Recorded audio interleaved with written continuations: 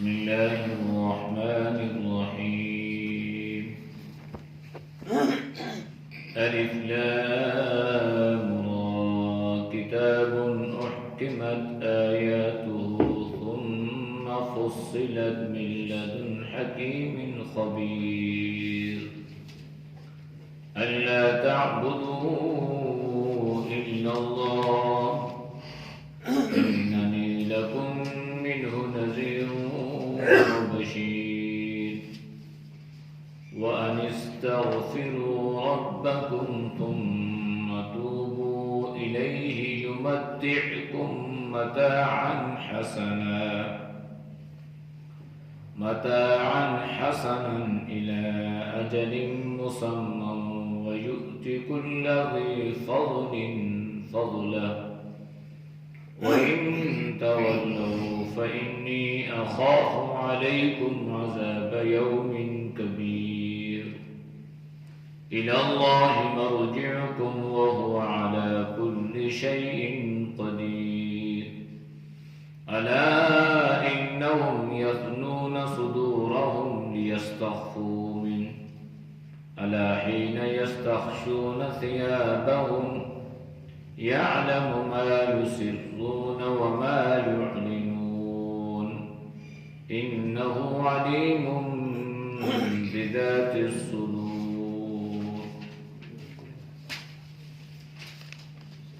ترجمہ الف لام را کتاب ہے احکمات محکمات ہیں محکم ہیں آیاتہ اس کی آیات ثم فصلت پھر تفصیل ہے من لدن حکیم خبیر حکمت والے باخبر رہنے والے کی طرف سے.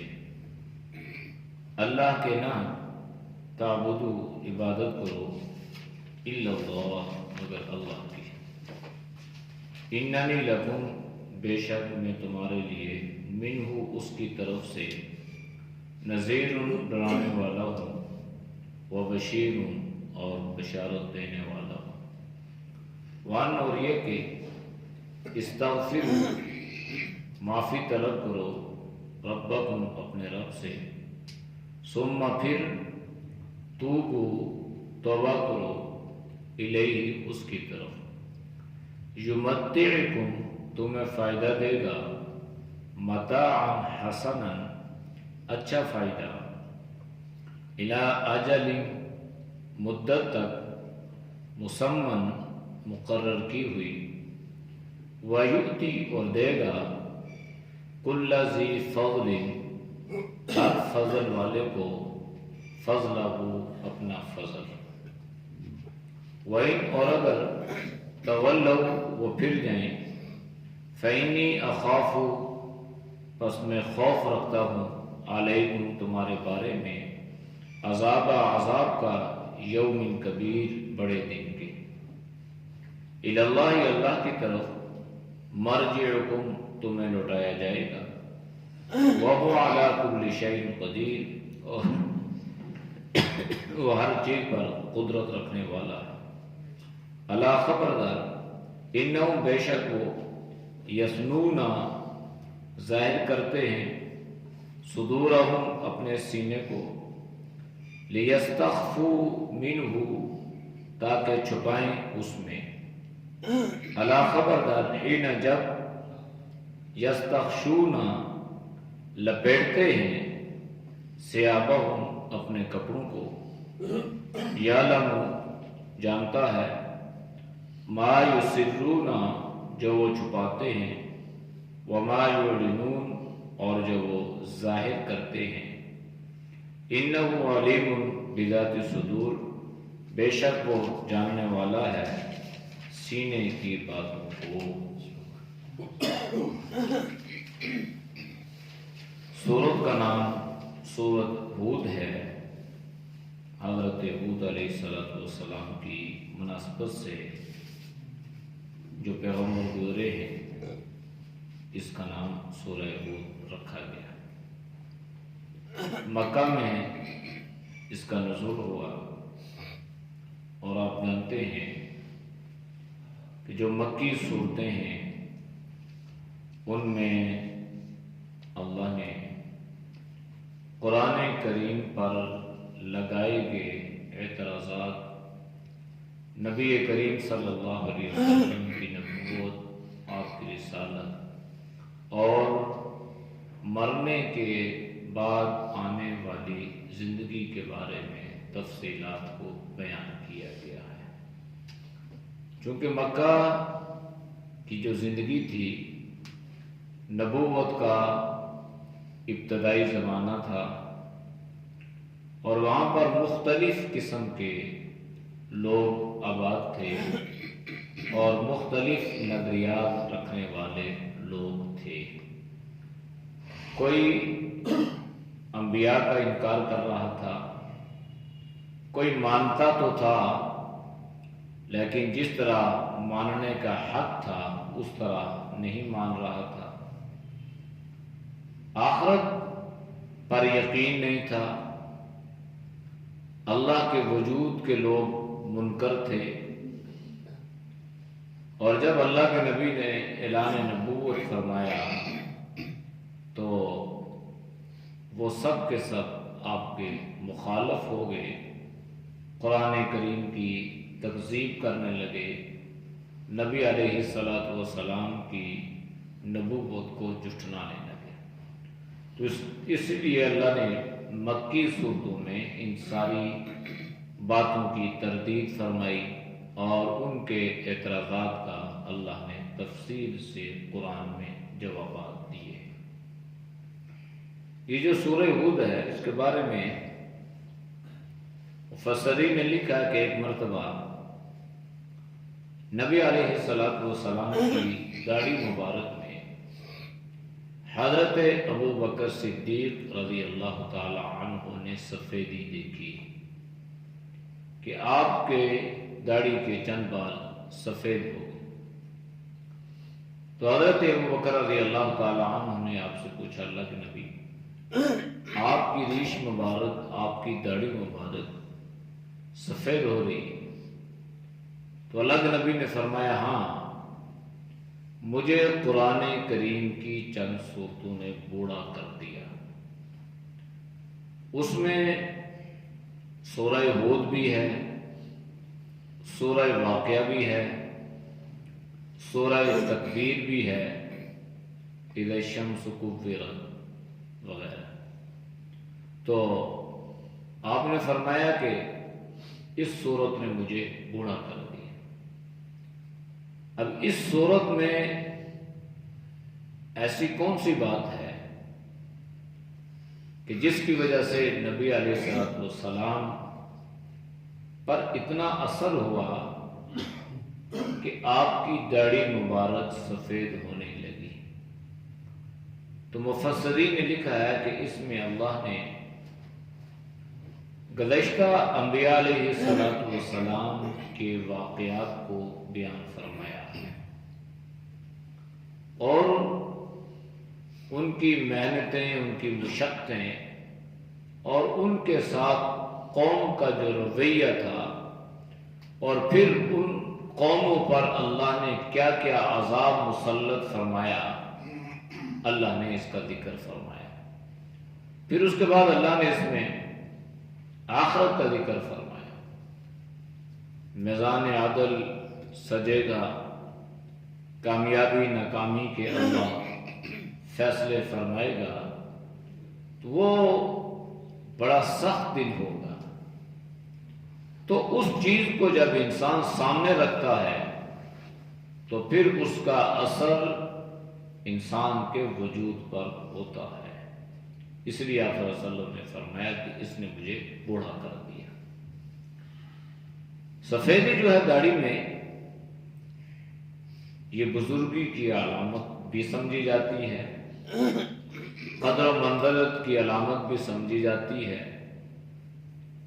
اور اس کی قدر اتنی تھی، آپ صلی اللہ علیہ وسلم نے فرمائی کہ ایک یہودی آیا، باوجود اس کے کہ اللہ کے نبی اس کو جانتے تھے کہ یہ یہودی ہے، کافر ہے، مسلمان نہیں ہے، لیکن اس کی داڑھی تھی اور اس کی داڑھی سفید تھی، تو نبی علیہ الصلوۃ والسلام اس کے لیے کھڑے ہو گئے۔ صحابہ نے پوچھا لگنے کی آپ نے اس کا اتنا اکرام اور اتنا احترام فرمایا؟ تو اللہ کے نبی نے فرمایا ہاں اس لیے کہ اس کی داڑھی سفید ہے اور اللہ سفید داڑھی والے سے حیا فرماتا ہے۔ یعنی اتنی اللہ کے ہاں اس کی عزت ہے کہ اللہ اس کی اتنی لاج رکھتا ہے کہ اللہ بھی اس سے حیا فرماتا ہے۔ اس لیے علماء نے لکھا ہے کہ یہ جو بڑھاپا ہے یہ بھی انسان کے لیے باعث رحمت ہے، گناہوں کے کفارے کا ذریعہ ہے، اور اس سے اللہ سے بخشش اور مغفرت کی قوی امید ہے کہ جو یہ سنت نبی صلی اللہ علیہ وسلم لے کر دنیا سے رخصت ہوگا تو اللہ اس سفید بالوں کی وجہ سے حیا فرمائیں گے۔ ایک واقعہ لکھا ہے کتابوں میں کہ ایک آدمی دنیا سے رخصت ہو رہا تھا، اس کی داڑھی تو تھی لیکن سفید نہیں تھی، کالی تھی۔ اس نے گھر والوں سے کہا کہ بھائی میری یہ وصیت ہے کہ میرے مرنے کے بعد میری داڑھی پر آٹا لگا دینا، میری داڑھی کو سفید کر دینا۔ اس وقت کے زمانے میں کچھ کلر ولر تو تھے نہیں، تو آٹا ہی تھا۔ تو گھر والوں نے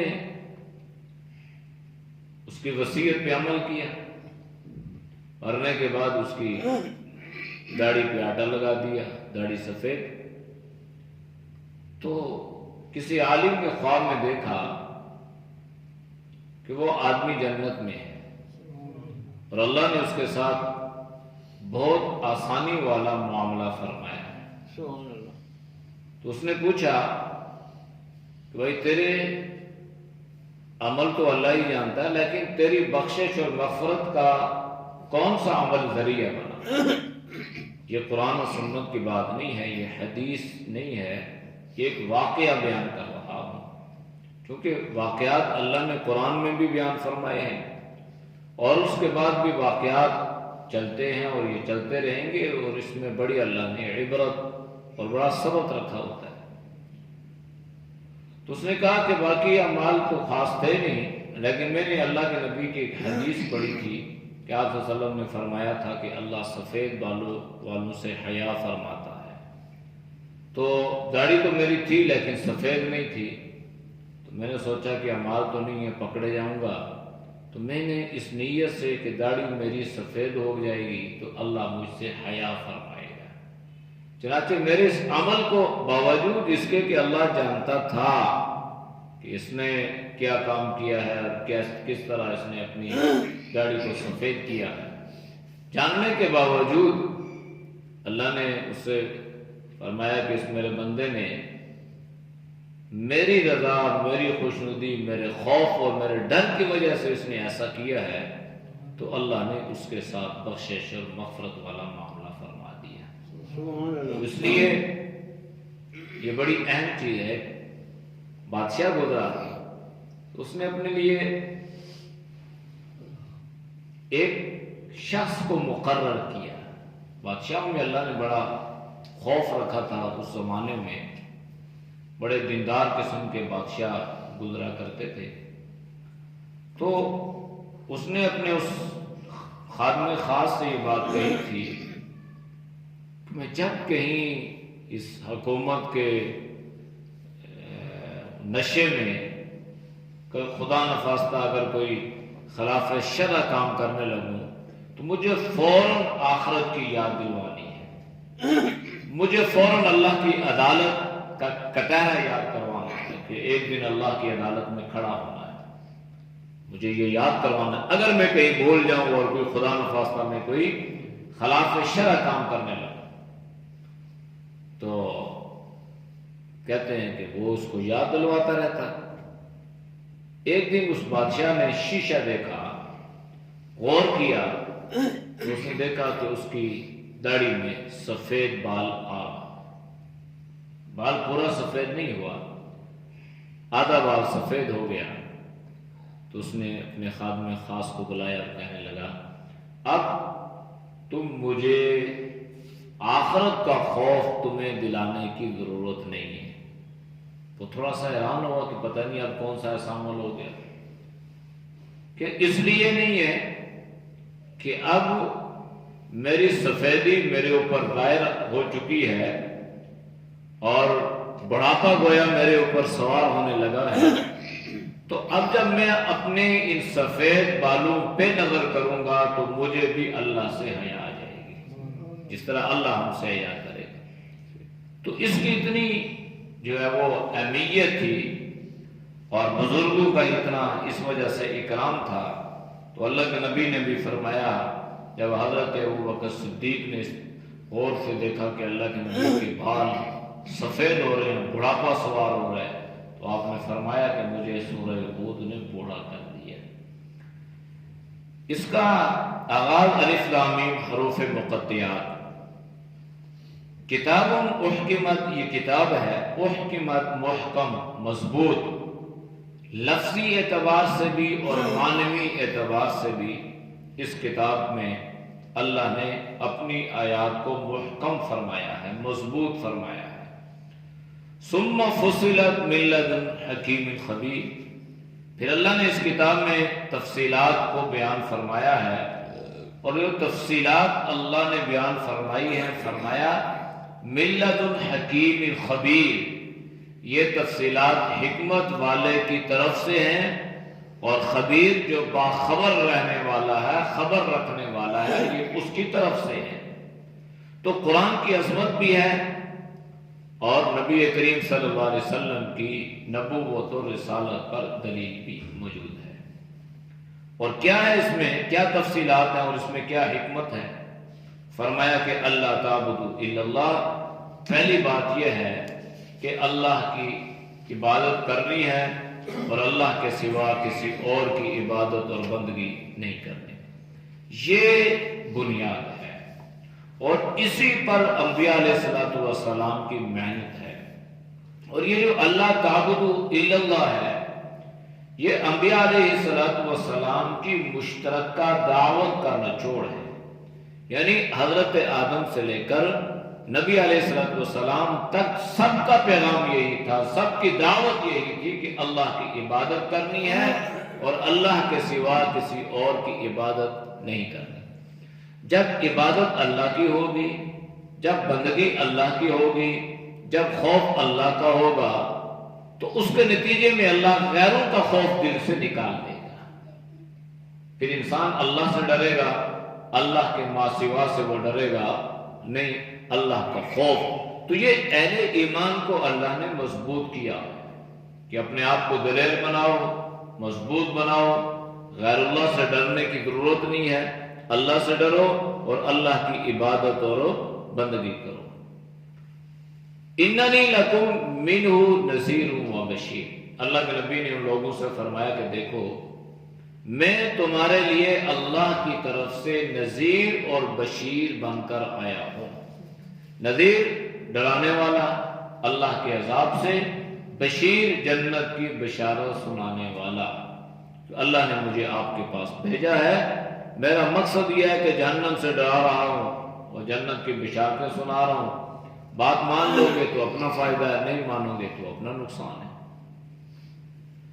اور یہ تمہیں بتانے آیا ہوں وَأَنْ، اور یہ کہ اسْتَغْفِرُوا رَبَّكُمْ، اپنے رب سے معافی مانگو، اپنے رب سے استغفار کرو، گناہوں کو چھوڑ دو، ثُمَّ تُوبُوا إِلَيْهِ، پھر اسی کی طرف رجوع کرو، یعنی معافی بھی مانگو اور اپنا تعلق اس ذات سے مضبوط کرو، رجوع اللہ کرو۔ جب تم رجوع اللہ کر لو گے، توبہ کرو گے، تو اللہ تمہارے ساتھ کیا معاملہ فرمائے گا، یمتعکم متاعا حسنا الی اجل مسمی، فرمایا کہ اللہ تمہیں ایک مدت مقررہ تک بہترین سامان عطا فرمائے گا۔ یمتعکم متاع سامان دولت.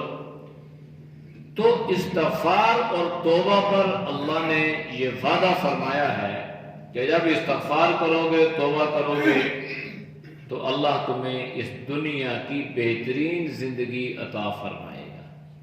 اور بہترین زندگی یہ نہیں ہے کہ انسان کو حکومت مل جائے، وہ سرمایہ والا ہو جائے، بلکہ بہترین زندگی یہ ہے کہ اس کی زندگی سکون، اطمینان اور آرام سے گزرے. یہ بہترین زندگی ہے. ورنہ اگر مالداری اور عمارت اور جاگیردار یا سرمایہ دار لوگ جو تھے، اگر یہ بہترین زندگی گزارتے تو یہ کبھی بھی بیمار بھی نہ ہوتے، کبھی ان کی نیندوں میں خلل واقع نہ ہوتا، کبھی یہ ڈسٹرب لائف نہ گزارتے. لیکن ایسا نہیں ہے. ایک غریب آدمی اطمینان سکون کی زندگی گزار رہا ہوتا ہے، اور ایک امیر آدمی پتہ نہیں کس کس معاملات میں اور کس کس پریشانیوں میں اللہ نے اس کو مبتلا کیے ہوتا ہے. تو یہ وعدہ ہے کہ یمتعکم متاعا حسنا، اللہ تمہیں بہترین سامان، متاعا حسنا، بہترین سامان اللہ تمہیں عطا فرمائے گا. الی اجل مسمى، ایک وقت مقررہ تک. اور وقت مقررہ جو اللہ نے کیا ہے اس تک، چاہے وہ موت ہو چاہے اس سے پہلے، جو وقت اللہ نے مقرر کر دیا ہے اس تک اللہ انسان کو یہ بہترین سامان، بہترین فائدہ اللہ عطا فرمائے گا. وقت مقررہ پورا ہو گیا، وَيُؤْتِي كُلَّ ذِي فَضْلٍ فَضْلًا، تو اللہ دے گا ہر فضل والے کو اپنا فضل. 2 مرتبہ فضل. فضل کا معنی ہوتا ہے زیادتی، مزید، اضافہ. تو ذی فضل، فضل والے سے مراد ہے اعمال والے، کہ ہر عمل کرنے والے کو، نیک اعمال کرنے والے کو فضلہ، اللہ اپنا فضل. تو اس فضل سے مراد جنت ہے. یار نیک اعمال کرنے والے کو اللہ جنت عطا فرمائے گا. یہ اللہ کے نبی نے وعدہ فرمایا. وَإِن تَوَلَّوْا، اور اگر تم پھر جاتے ہو، بات مانتے نہیں ہو، تو ٹھیک ہے. فَإِنِّي أَخَافُ عَلَيْكُمْ عَذَابَ يَوْمٍ كَبِيرٍ، پھر ایک بڑا دن آ رہا ہے اور میں ڈرتا ہوں، خوف رکھتا ہوں اس بڑے دن کے عذاب سے کہ اللہ تمہیں عذاب میں مبتلا فرمائے. بڑا دن تو قیامت کا ہے، لیکن انسان پر 2 طرح کی قیامتیں جو ہے وہ قائم ہوں گی. موت کو قیامت صغریٰ کہا گیا، اور قیامت کبریٰ تو وہ ہوگی. تو یہ جو موت ہے یہ بھی تو قیامت ہی قیامت ہے. اس کی سختیاں، اس کی ہولناکیاں، اس کی غضبناکیاں.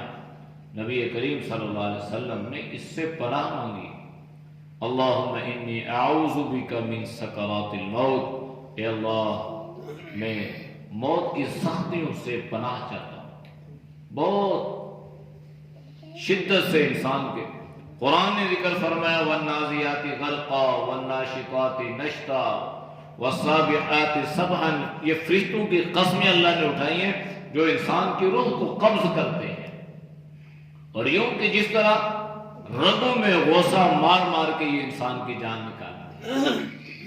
اللہ حفاظت فرمائے. لیکن آپ صلی اللہ علیہ وسلم نے فرمایا کہ ایسے لوگ بھی ہیں کہ ان کی روح اس طرح پرواز کر جاتی ہے جس طرح گویا مکھن سے بال نکلتا ہے، انہیں اس کا احساس بھی نہیں ہوتا. لیکن سختی کا جو معاملہ اللہ کے نبی نے بیان فرمایا ہے، اور احادیث میں اللہ کے نبی نے تفصیلاً اس کا ذکر فرمایا ہے. تو فرمایا کہ اگر نہیں مانتے تو نہ مانو، پھر جاؤ گے تو اپنا نقصان کرو. پھر نتیجہ یہ ہے الی اللہ مرجعکم، تم سب کے سب اللہ کی طرف لوٹائے جاؤ گے. میدان حشر میں اللہ تمہیں جمع کرے گا، پھر اللہ تم سے حساب کتاب لے گا، تمہیں اعمال نامہ دیا جائے گا. اگر دائیں ہاتھ میں مل گیا تو کامیاب، اگر بائیں ہاتھ میں مل گیا تو ناکام. وَهُوَ عَلَىٰ كُلِّ شَيْءٍ قَدِيرٌ، وہ اللہ ہر چیز پر قدرت رکھنے والا ہے. الا خبردار، انہم یثنون صدورہم لیستخفوا فیہ، اللہ نے اپنی طاقت، اپنی قدرت، اپنی حکمت، اپنے علم کا ذکر فرمایا ہے. کہ یہ یاد رکھو کہ کائنات کی کوئی چیز بھی اللہ سے مخفی نہیں ہے، اللہ سے چھپی ہوئی نہیں ہے. یہاں تک کہ انسان جو اپنے سینے میں، یہ یسنون کا مطلب ہوتا ہے دوہرا، کہ اگر جو دوہری بات تمہارے سینے میں پیدا ہو رہی ہے تو اللہ فرماتے ہیں جو اس کو تم چھپا رہے ہوتے ہو اللہ اسے بھی جان رہا ہوتا ہے، میں اسے بھی واقف ہوں. پھر یہ بھی آپ نے فرمایا کہ الا حین یستغشون ثیابہم، کہ انسان اپنے آپ کو کپڑوں میں لپیٹ لے، اپنے آپ کو چھپا لے. تو فرمایا کہ جب تم اس طرح کا عمل کرتے ہو تو وہ بھی اللہ جانتا ہے. اور مختصر یہ کہ یعلم ما یسرون وما یعلنون، جو تم چھپا رہے ہو وہ بھی اور جو تم ظاہر کر رہے ہو وہ بھی اللہ جانتا ہے. اور اللہ کے جاننے میں دونوں چیزیں برابر ہیں، جو ظاہر ہے وہ بھی، جو مخفی ہے وہ بھی. یہ نہیں ہے کہ مخفی چیزوں کا جاننا اللہ پر کوئی مشکل ہو، اس کے لیے اللہ کو کوئی محنت کرنی پڑتی ہے، اور نہیں. فرمایا اللہ اسی طرح جانتا ہے جس طرح تم کوئی بات زبان سے نکالتے ہو، اللہ اس کو سنتا بھی ہے، اللہ اس کو جانتا بھی ہے. اسی طرح اگر تم اس بات کو اپنے دل میں، اپنے سینے میں چھپا لیتے ہو تو اللہ اسے بھی جانتا ہے. بلکہ اللہ نے فرمایا انہ علیم بذات الصدور، وہ اللہ تو دلوں کے حالات سے، دلوں کے راز سے بھی واقف ہے، کہ ابھی میرے سینے میں، میرے دل میں کوئی خیال پیدا نہیں ہوا، مجھے خود بھی اس کا علم اور اس کا اندازہ نہیں ہے، لیکن میرے اللہ کو اس کا علم ہے کہ اس کے دل میں کیا خیال پیدا ہوگا، اس کے دل میں کیا تصور پیدا ہوگا، اس کی نیت کیسی ہے، اس کی نیت درست ہے یا نہیں ہے. کیونکہ نیت کا تعلق انسان کے دل کے ساتھ ہے نا، زبان کے ساتھ تو نہیں ہے. دل میں کیا نیت ہے، اس میں کھوٹ ہے، اس میں اخلاص ہے. اللہ نے فرمایا انہ علیم بذات الصدور، اللہ پاک دلوں کے حالات سے بھی آگاہ ہے، اور دلوں کے راز کو بھی، سینوں کے راز کو بھی اللہ جاننے والا ہے. اعوذ باللہ من الشیطان الرجیم، بسم اللہ الرحمن الرحیم. الف لام را، کتاب احکمت آیاتہ ثم فصلت من لدن حکیم خبیر. الا تعبدوا الا اللہ اننی لکم منہ نذیر وبشیر. وان استغفروا ربکم ثم توبوا الیہ یمتعکم متاعا حسنا إلى أجل مسمى ويؤتي كل ذي فضل فضله وإن تولوا فإني أخاف عليكم عذاب يوم كبير. إلى الله مرجعكم وهو على كل شيء قدير. ألا إنهم يفنون صدورهم ليستخفوا منه ألا حين يستغشون ثيابهم يعلم ما يسرون وما يعلنون إنه عليم بذات الصدور. صدق الله. الحمد لله رب العالمين والعاقبة للمتقين، والصلاة والسلام على خير خلق محمد وعلى آله وصحبه یا اللہ ہم سب کے صغیر کبیرہ گناہوں کو معاف فرما، یا اللہ گناہوں سے حفاظت فرما، یا اللہ تو ہم سب کو سچی توبہ کرنے کی توفیق نصیب فرما، اور اے اللہ ہماری سچی توبہ کو اپنی بارگاہ میں قبول فرما۔ یا اللہ ہمارے جتنے مسلمان دنیا سے رخصت ہو چکے ہیں، یا اللہ تو سب کی مغفرت فرما، یا اللہ جو دنیا میں موجود ہیں اللہ تو سب کو فکر آخرت نصیب فرما، اے اللہ مرنے سے پہلے موت کی تیاری کرنے کی توفیق نصیب فرما، یا اللہ سکرات الموت سے اللہ تو سب کی حفاظت فرما، یا اللہ تو سب کو صحت ایمان والی زندگی نصیب فرما، جو بیمار ہیں گھروں میں ہیں ہسپتالوں میں ہیں، مرد ہیں عورتیں ہیں چھوٹے ہیں بڑے ہیں، اللہ اپنے فضل سے اپنے کرم سے ہر مریض کو شفاء کلی عطا فرما، یا اللہ جتنے دوست و بزرگ سے یا اللہ تیری رضا کے لیے درس قرآن سنتے ہیں اللہ ان کے سننے کو قبول فرما، یا اللہ تو سب کی جان مال ایمان میں صحت میں خوب برکتیں عطا فرما، اے اللہ ہر پریشانی سے ہر امتحان سے ہر شر سے ہر فتنے سے اللہ تو سب کی حفاظت فرما، صلی اللہ تعالی علی خیر خلق محمد وعلی آلہ وصحبہ اجمعین برحمتک یا اللہ۔